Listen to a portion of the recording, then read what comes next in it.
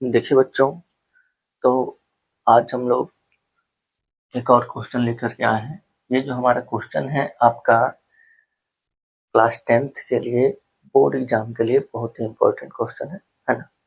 हम जो क्वेश्चन बता रहे हैं आपको यहाँ पे, ये आपको शॉर्ट आंसर टाइप में क्वेश्चन पूछेगा, ठीक है, लघु उत्तरीय प्रश्न, ठीक है। तो अब ये जो है आपका वर्ड प्रॉब्लम है ना, शाब्दिक प्रश्न।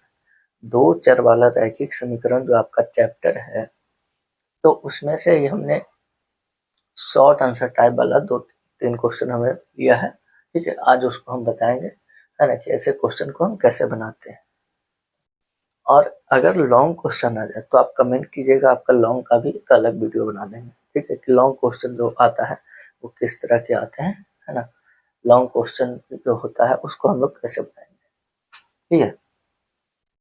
देखिए, बनाने का तरीका तो लॉन्ग हो या शॉर्ट हो, है ना, बस उसका सॉल्यूशन लॉन्ग हो जाएगा, ठीक है। देखिए, इसको हम लोग कैसे सॉल्यूशन करेंगे। यहाँ पे दिया गया है दो संख्याओं का अंतर जो है वो 14 है ना। उनके वर्गों का अंतर 448 है, तो संख्याएं ज्ञात करना, ठीक है। इसमें हमें इसी तरह के प्रश्न आएंगे कि आपको मतलब संबंध दे देगा, ठीक है। दो संख्या हो चाहे कुछ भी हो, तो वहां पर हम लोग को दो चर मानेंगे, ठीक है। एक्स वाई मान ले या ए बी मान ले, कुछ भी, तो दो वो चर हम लोग वहां पे मानेंगे और उसको हम लोग संबंधित करेंगे जो हमारा दिया गया संबंध है ना। जैसे अंतर 14 है, वर्गों का अंतर 448 है, तो संबंध लिख करके फिर उसको हम लोग हल करेंगे, ठीक है। कैसे करेंगे देखिए। तो सबसे पहले जो दिया गया हमें संबंध क्या रहा है, अंतर 14 है। कितना अंतर है, 14 है ना। सबसे पहले हम संख्या मान लेंगे, माना कि संख्याएं संख्याएं मान लेंगे कितना, एक्स तथा वाई है, ठीक है। हमने संख्याएं कितना मान लिया, एक्स तथा वाई। तो जब संख्याएं एक्स और वाई मान लिया, तो देखिए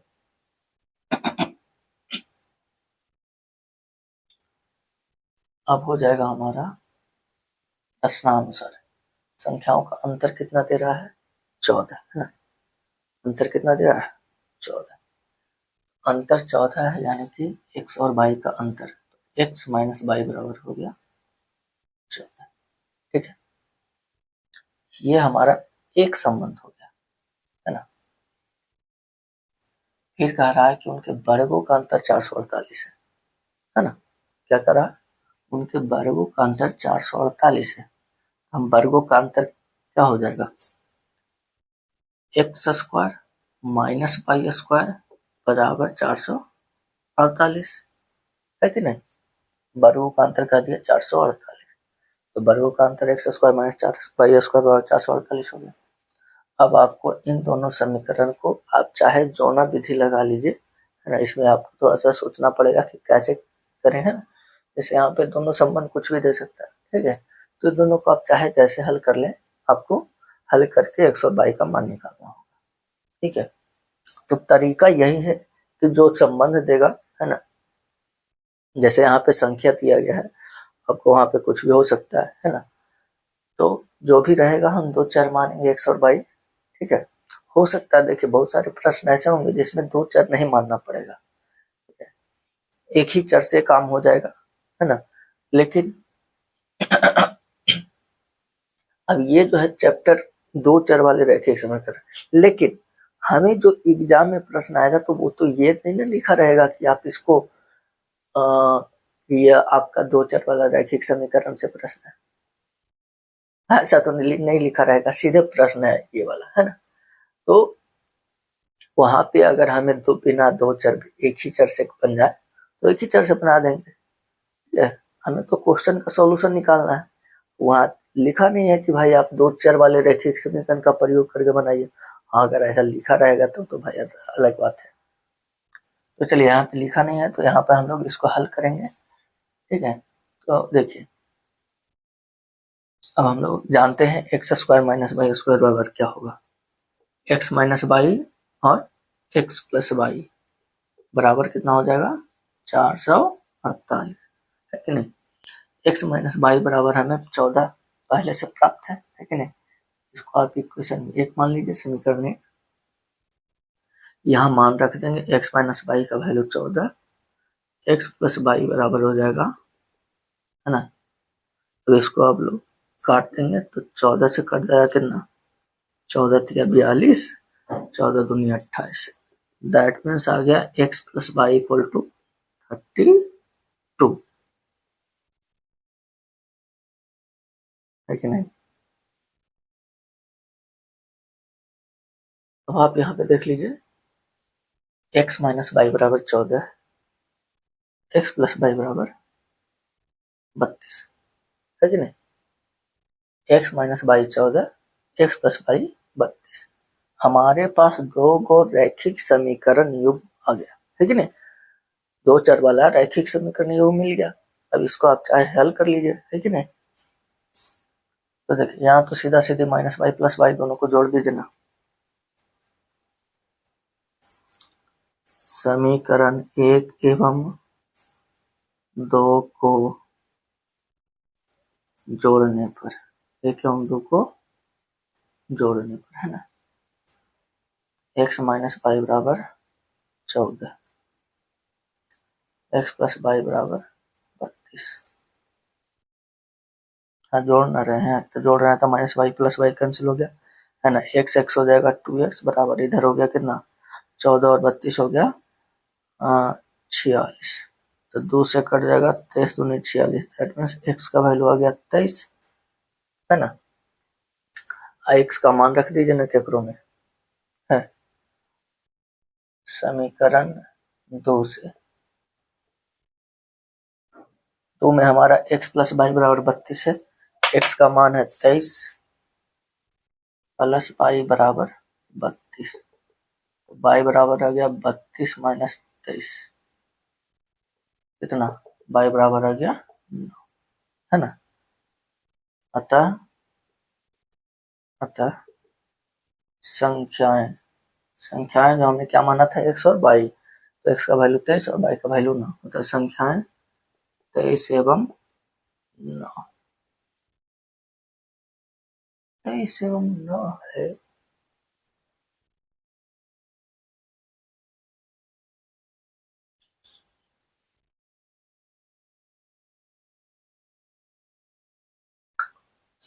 ठीक है, चलिए। तो इस तरह के प्रश्न को हम लोग ऐसे ही बनाएंगे, है ना। जो भी आपका संबंध दिया होगा उस संबंध का यूज करके हमें दो को समीकरण प्राप्त होगा, उसको हल कर लेंगे, बस यही तरीका है, ठीक है ना। चलिए नोट कर लीजिए, हम एक और क्वेश्चन बताते हैं आपको। चलिए देखिए, तो यहाँ पे दो संख्याओं का अंतर कह रहा है 26 है ना। एक संख्या दूसरे की 3 गुनी है, तो संख्याएं ज्ञात करें। देखिए यहाँ पे जब हम दो चर वाला रखेगा, एक वो ही बता देंगे कि एक ही चर से बन जाएगा हमारा, लेकिन यहाँ दो चर वाला रैखिक समीकरण में आपको बता रहे हैं तो उसे बना देते हैं पहले, ठीक है। तो सबसे पहले हम क्या करेंगे, हमने बोला कि संख्या वाला हमें सबसे पहले मान लीजिएगा कि माना कि संख्याएं, है ना, ये जो भी रहेगा क्योंकि दो चर में तो हम दो चर मान लेंगे x और y, ठीक है। माना कि संख्याएं x तथा y है, ठीक है। अब जो संबंध है उससे हम दो समीकरण निकाल लेंगे। पहला में संबंध है क्या कि संख्या का अंतर जो है वो 26 है, ठीक है ना। तो प्रश्नानुसार अंतर यानी कि x माइनस वाई बराबर हो गया 26, है ना। दूसरा संबंध हमारे पास है कि एक संख्या दूसरे की 3 गुनी है। एक संख्या जो है दूसरा का 3 गुना है, यानी x बराबर 3y, ठीक है। एक संख्या जो है दूसरा का 3 गुना है ना। तो देखिए x बराबर 3y हो ही गया, इसको हम समीकरण 1 मान लेते हैं, ठीक है। x का मान हमें रख दीजिए समीकरण 1 में, ठीक है ना।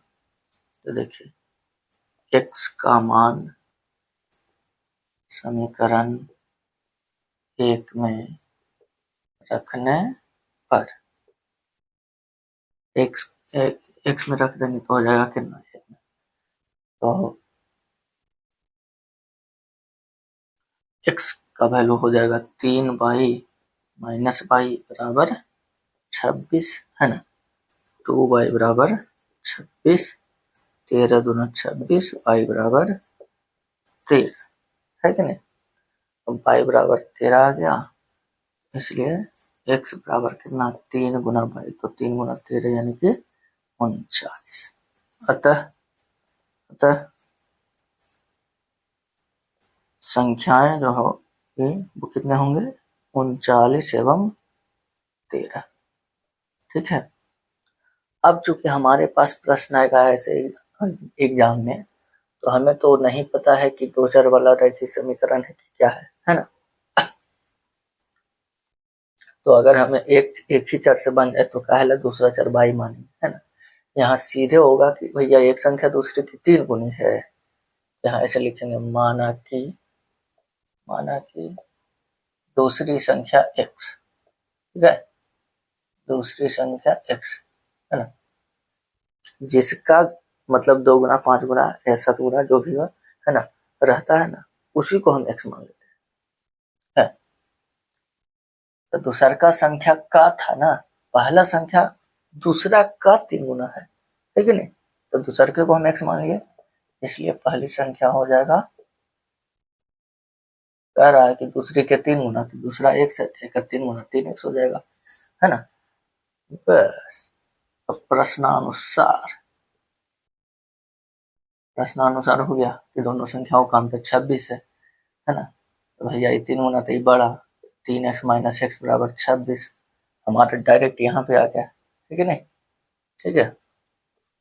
2x बराबर 26, 13 दूना 26, x बराबर 13। तो x हमने किसको माना था, दूसरी संख्या को। पहली संख्या हो जाएगा हमारा 3 गुना x, 3 गुना 13 39, और दूसरी संख्या 13 तो है ही है, ठीक है। तो हमको इसमें बिना x और y, है ना, दूसरा चर माने बिना भी बन सकता है कि नहीं। तो आपको चाहे जो भी आसान लगे उसको बना लीजिए, है कि नहीं। एग्जाम में हमें नहीं कहा गया है कि भाई आप 2 चर यूज करके बनाइए या 5 चर यूज करके बनाइए, है कि नहीं।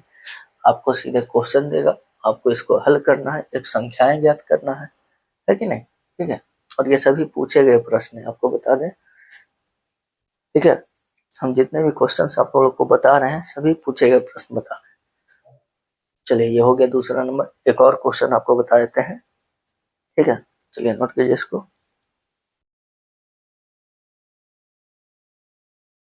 देखिए इसमें जो हमारा क्वेश्चन है, ये हमारा अच्छा क्वेश्चन है ना। इसमें आपको हर हाल में 2 चर लेकर के ही बनाना पड़ेगा, ठीक है।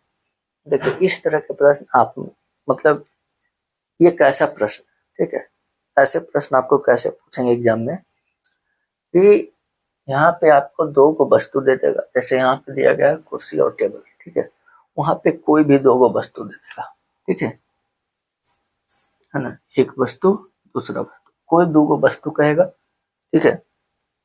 यहाँ कुर्सी टेबल है, आपको पेन पेंसिल होगा, है ना, कॉपी किताब होगा, ठीक है, कोई भी 2 को वस्तु देगा, कोई 2 वस्तु होगा और उनकी संख्याओं का, ठीक है, उनकी संख्याओं में भिन्नता होगी, हो सकता है समान भी हो, तो उनके संख्याओं में, है ना, ये 5 वस्तु, ये 2 वस्तु है, ठीक है, तो इनकी संख्या 5, इनकी संख्या 2, है ना, तो 5 को ही 2 को ही और दोनों के जोड़ के कीमत इतना, समझिए ध्यान से, 2 को वस्तु आपको होगा, ठीक है ना, इसकी संख्या 5, इसकी संख्या 2, है ना, कुल्हे के कीमत जोड़ करके आपको तीसरा, है ना, इतना होगा, समझ गए। फिर दूसरा शर्त में भी फिर कहेगा ये वस्तु इतना और ये वस्तु इतना, और फिर एक जोड़ करके कुल कीमत इतना, है ना। तब आपको कहेगा एगो इसका कीमत, एगो इसका कीमत निकालना है, ठीक है।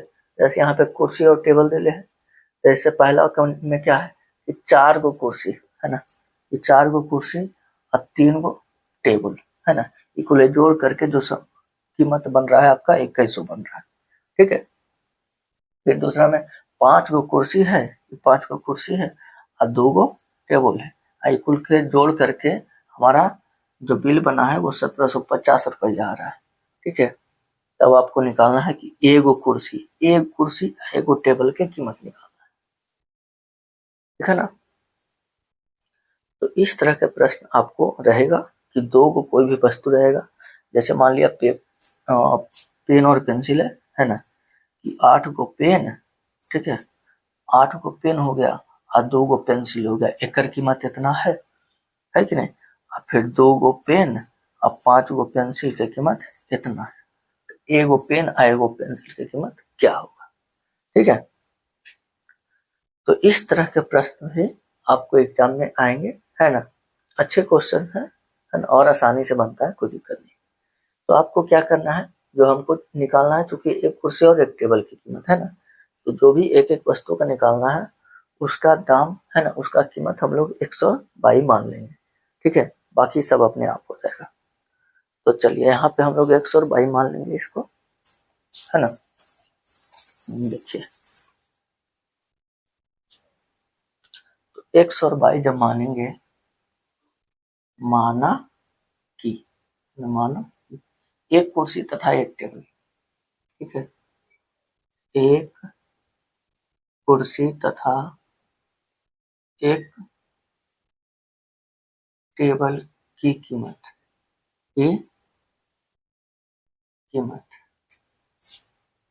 x तथा y है ना, एक कुर्सी तथा एक टेबल की कीमत x तथा y है प्रश्नानुसार।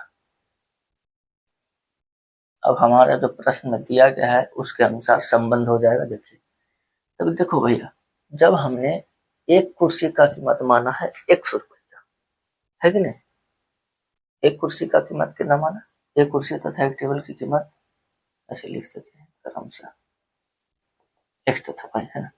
तो एक कुर्सी का कीमत हमने x माना है, तो 4 गो कुर्सी का कीमत हो जाएगा 4x, है ना, 4x। एगो टेबल की कीमत y है, तो 3 गो टेबल की कीमत 3y।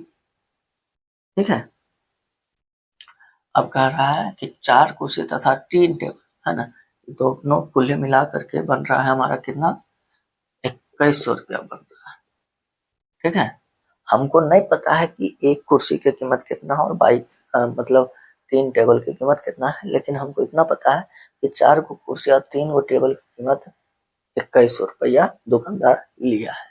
ठीक है, तो हमने मान लिया कि एक कुर्सी का कीमत भैया 1 सौ, दूसरा क्या 22 है ना, तो 4 गो कुर्सी हो गया, 3 गो टेबल हो गया, कुल मिला के 2100 रुपया है। ठीक है, अब फिर से कह दिया है कि 5 कुर्सी तथा 2 टेबल, है ना, तो एक कुर्सी x, तो 5 गो कुर्सी 5x, और दो गो टेबल, एगो टेबल y, तो 2 गो टेबल 2y, है ना, एक जोड़ के कितना 1750, है ना, कितना 1750। अब इसको हम लोग क्या करेंगे, देखिए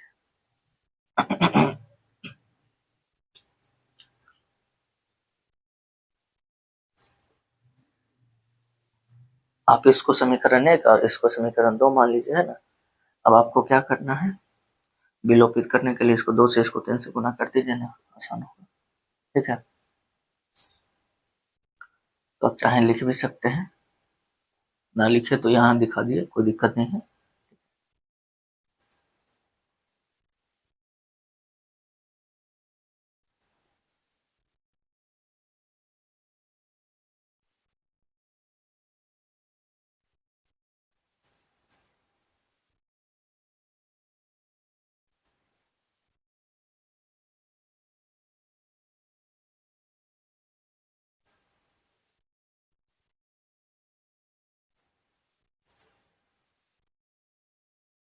ठीक है, बिल्कुल ठीक है भैया।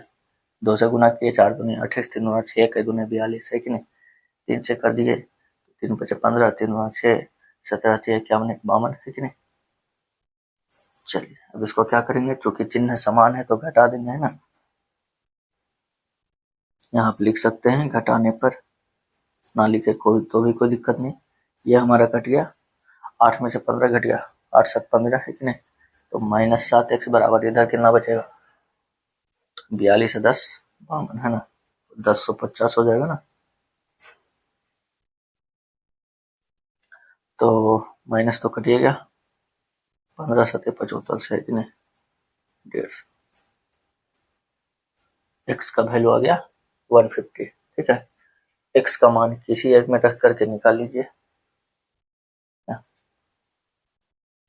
x का मान समीकरण रख लीजिए ना, पहले में 1 में रखने पर, 1 में रख देंगे तो 4, है ना। x का वैल्यू हो गया 150।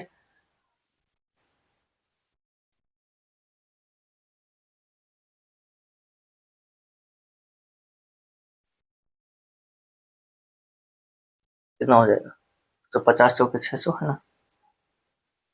तो 3y बराबर 2100 माइनस 600, तो कितना हो जाएगा 1500, ठीक है। इसको काट देंगे तो हो जाएगा 3 5 15, है ना।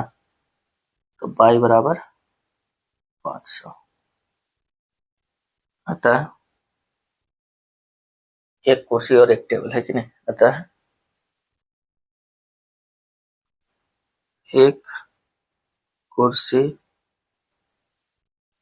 का कीमत कितना हो जाएगा, कुर्सी x में था तो एक कुर्सी की कीमत आ गया 150, है ना। एवं एक टेबल की कीमत, एक टेबल की कीमत हो गई कितना, 500 रुपये ना आ गया भाई, 500 रुपये, ठीक है। तो इस तरह के प्रश्न आपको जब दो वस्तु वाला रहेगा, है ना, तो एक एक वस्तु का कीमत x y मान लेंगे, है ना। बाकी जितना जितना वस्तु रहेगा लिख करके दो समीकरण निकाल के हल निकाल के, है ना, इसको हल कर लेंगे। चाहे आपको जो भी विधि आसान लगे, है ना, विलोपन विधि, प्रतिस्थापन विधि, बचगुणन विधि, जो आसान लगे हल कर लेंगे। x और y का मान निकाल करके उसका कीमत निकाल लेंगे, ठीक है।